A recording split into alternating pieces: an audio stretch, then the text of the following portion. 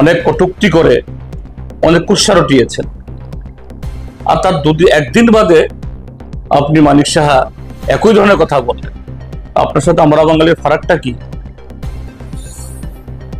ত্রিপুরাজ্যের মানুষ ইতিহাস বলে যায়। মাননীয় মুখ্যমন্ত্রী ডাক্তার মানিক সাহার যে গতকালের বক্তব্য এটা শুনেছি, তিনি বলেছেন যে বামপন্থীদের সময়েতেই বামপন্থীরাই এই রাজ্যে সন্ত্রাসবাদীদের সৃষ্টি করেছেন। তিনি এ প্রসঙ্গে মান্দাইয়ের যে সে ঘটনা 1980 ইংরাজির দুঃখজনক ঘটনা, তারও উদ্ধৃতি দিয়েছেন। আমি বলবো, যারা শিক্ষিত মানুষ যদি অশিক্ষিতের মতো অজ্ঞ মানুষের মতো কথা বলেন, তার কোনো জবাব হয় না। সারা বিশ্ব জানে, সারা দেশ জানে 1980 ইংরাজিতে এই সে বাত্রিঘাতী দাঙ্গা, অবিশ্বাসের বাতাবরণ এবং ত্রিপুরাজ্যে সন্ত্রাসবাদী কার্যকলাপ কেন শুরু হলো, কারা তারা? 78 ইংরেজিতে ত্রিপুরাজ্যে বামপন্থী ফ্রন্ট সরকার গঠিত হয়েছিল। সমস্ত কায়েমি স্বার্থকে পরাজিত করে, কোণঠাসা করে, এবং সিপিআইএম তথা বামফ্রন্ট তার নির্বাচনী প্রতিশ্রুতি অনুসারে বিগত দিনে জনগণের যে সমস্ত ইস্যুগুলোকে নিয়ে তারা এই রাজ্যে গণতান্ত্রিক আন্দোলন সংগঠিত করেছিলেন, এডিসি গঠন করার জন্য, ভূমি সংস্কার সম্পাদিত করার জন্য, ত্রিস্তর পঞ্চায়েত না হলেও যে ক্ষমতার বিকেন্দ্রীকৃত করার জন্য, যে শিক্ষা ব্যবস্থা শহর এলাকার মধ্যে সীমাবদ্ধ ছিল এটাকে ছড়িয়ে গ্রামাঞ্চলে ছড়িয়ে দেওয়ার জন্য 78 ইংরেজিতে কমরেড নৃপেন চক্রবর্তীর নেতৃত্বে সেখানে এই অচলায়তন ভেঙে, যেটাকে আমরা বলি বিকল্প কর্মসূচি, সেই বিকল্প কর্মসূচি শুধু ত্রিপুরা কেন, সারা দেশের মধ্যে, এই ত্রিপুরাজ্যের মধ্যেই তৎকালীন বামফ্রন্ট সরকার পথ দেখিয়েছিলেন।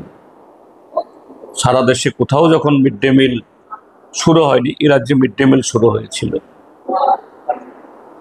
এখন নানা ধরনের সামাজিক ভাতা চালু হয়েছে সারা দেশে। এই ত্রিপুরাজ্যে প্রথম সামাজিক ভাতা শুরু হয়েছিল। এই ত্রিপুরাজ্যে এই বিধবাদের পেনশন, অতীতে আমাদের দেশে হাত তোলা ভোট, সে জায়গাতে গোপন ব্যালটে ভোট, এবং সবচেয়ে যুগান্তকারী সিদ্ধান্ত যে ট্রাইবেলদের, আদিবাসীদের অধিকার সুরক্ষিত করার জন্য এডিসি তৈরি করা। তখনই কায়েমি স্বার্থ।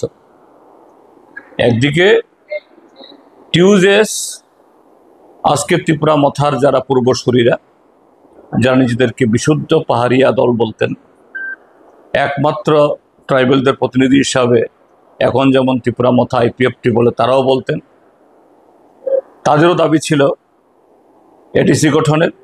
যখন বামফ্রন্ট সরকার এডিসি গঠনের ডাক দিল, উদ্যোগ শুরু করলো,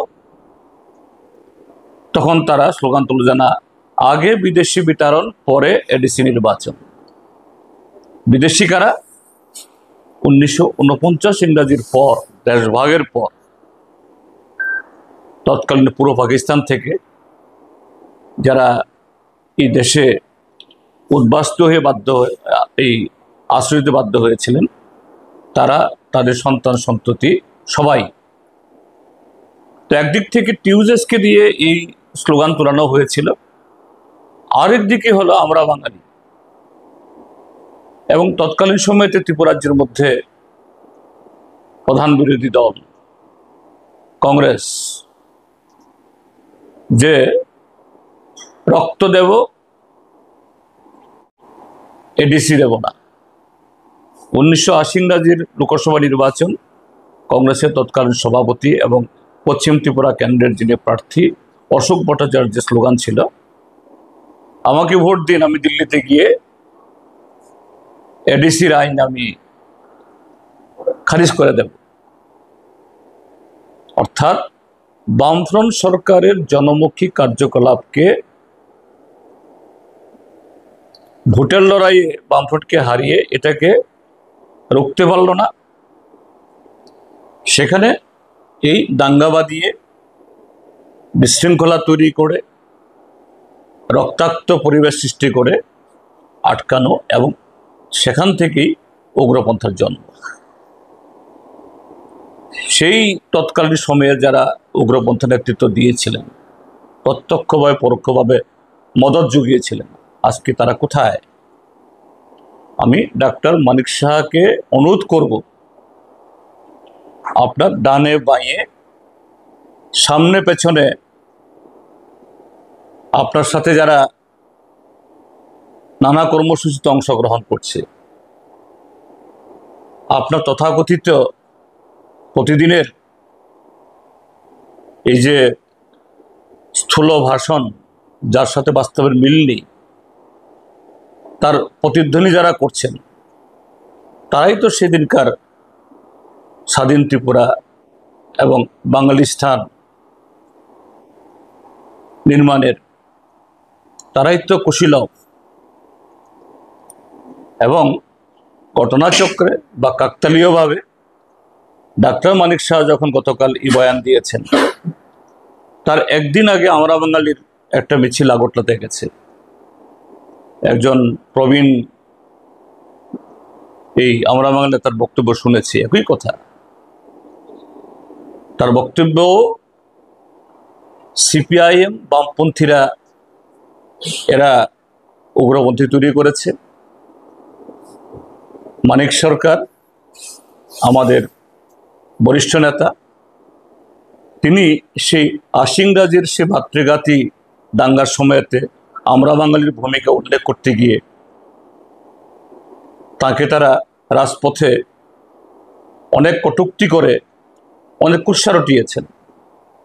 আর তার একদিন বাদে আপনি মানিক সাহা একই ধরনের কথা বললেন। আপনার সাথে আমরা বাঙালির ফারাকটা কি?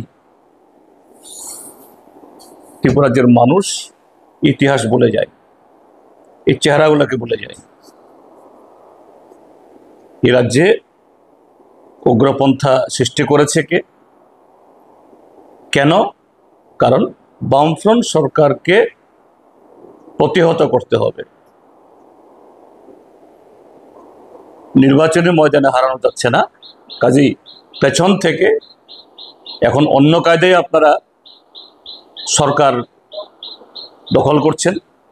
তখন উগ্রপন্থার হাত ধরে সরকারে আসার চেষ্টা করতেন, যে কায়দাটা তার মধ্যে পার্থক্যটা এখানেই।